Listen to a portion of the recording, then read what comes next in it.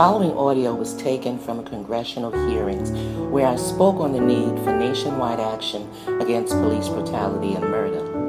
I've compiled that audio into a video for the purpose of conveying what is meant when I say police accountability is needed. Not all are seeking the same things when seeking police accountability. So to clear up any confusion and to ensure that those who have signed the demand, that the demand yet stands despite our slowly moving forward, I've compiled the audio for them to hear. For the truth is, I'm way ahead of you, waiting for you all to catch up. The things said here are as true today as when I said them, during the murders of Eric Garner and Michael Brown, when the world was watching. Now they watch in disbelief, not only at the murders of police, but the failure of Americans to rise up against it. The support given to our moving forward is greatly appreciated and needed, for without it, I'd be unable to present the following, which are clear and concrete reasons nationwide action is being demanded.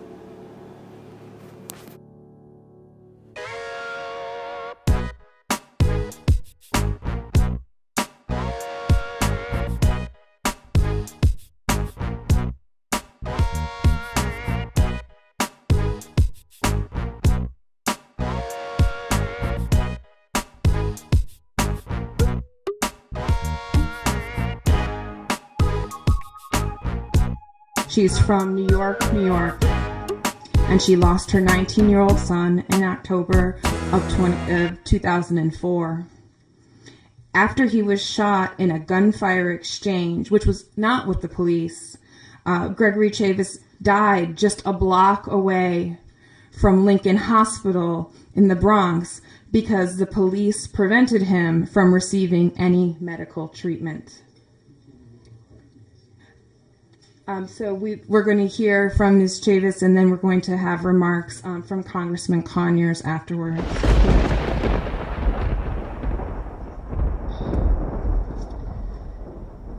Good afternoon. My name is Danette Chavis, and I am the mother of Gregory Chavis, who lost his life at the hands of NYPD in October of 2004. I have come before you today not with a demand on behalf of my son only, but on behalf of the entire nation. What was made clear to me at the loss of my son was that I lost him not merely due to the failure to get a medical attention that was needed. I lost him because of a history within a country where Black life doesn't matter. The disregard displayed towards Black life can best be seen in the murder of Michael Brown, Eric Garner, Chantel Davis, and the list goes on, including my own son. And although I've never received justice, my purpose in fighting from the beginning has been a belief that somehow, because I lost my son, and because he lost his life, that loss would result in life for many others. So I have persisted in the demands being made, which have led me here today. Police accountability is being demanded, and that means swift punishment underneath the law, with a penalty in equal proportion to the crime committed. What we have here in America in no form or fashion resembles anything considered as justice. Murders are allowed to go free, and it is deemed to be justice, yet punishment has not been given. Under no circumstance should the public be made to believe that an outright murder should be accepted simply due to an inability to prosecute those responsible for the murder committed. Not only does there exist an apparent inability, but an unwillingness as well. That unwillingness has been displayed before the entire country as two prosecutors in two different states refused to bring charges against those responsible in the murders of Michael Brown and Eric Garner.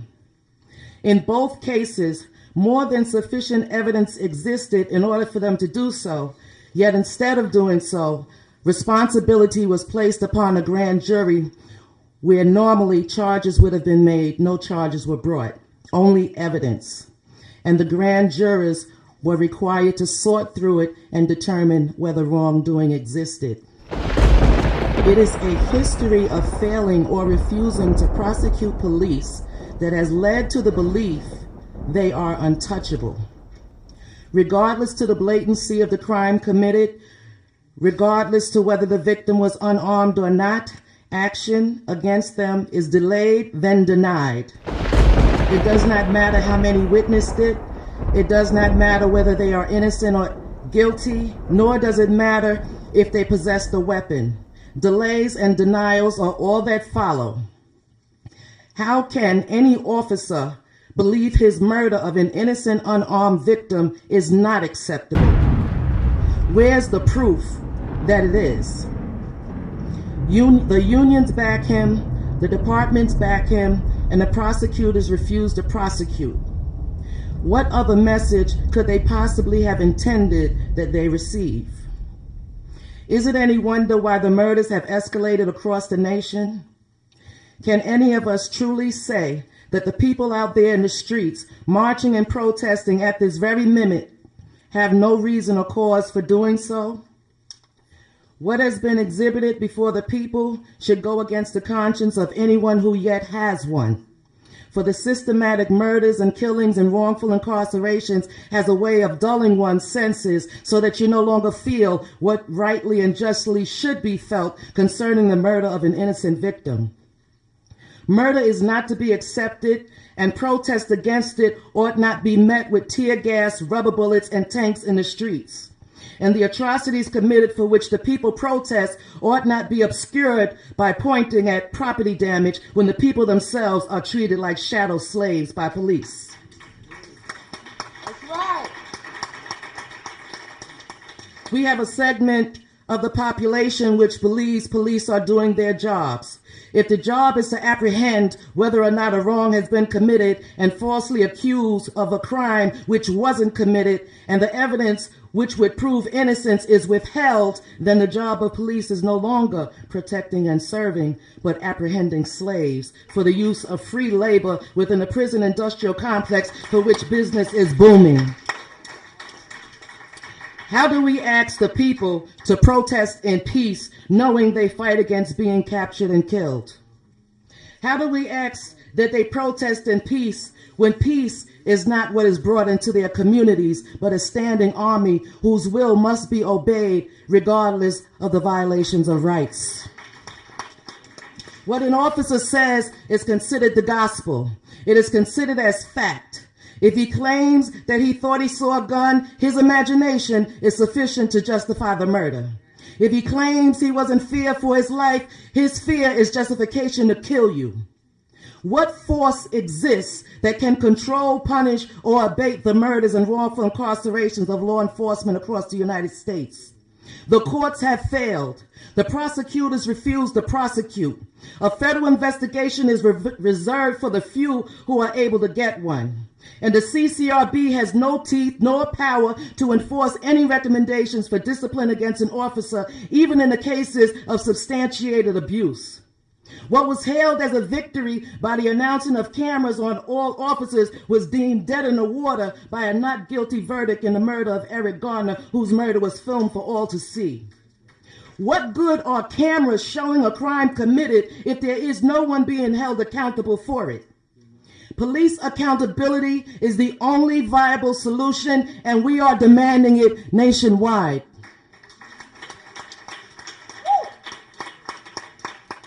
If you say you have no power, nor control, or authority against the murders being committed against the people, then admit police are a sovereign entity within this country. As such, the people have every right and authority to use whatever measures deemed necessary for the protection of country as well as themselves. If you maintain your position and power to be valid, in force, established and used for and by the people, then the people command you to act. A demand for national action has been placed before you, and the entire world itself is watching, waiting to see what you shall do. The longer you wait, the more atrocities shall be committed. And before blood flows throughout the streets of America, for which no band-aid or brace nor temporary measures shall do, act now. Apply a remedy which in fact will be a cure. For if it isn't about police accountability, not only will time and money be wasted, but lives. And none of us has any to spare. In fact, the people have given more than their share. And I and these mothers here with me can all bear witness. Thank you.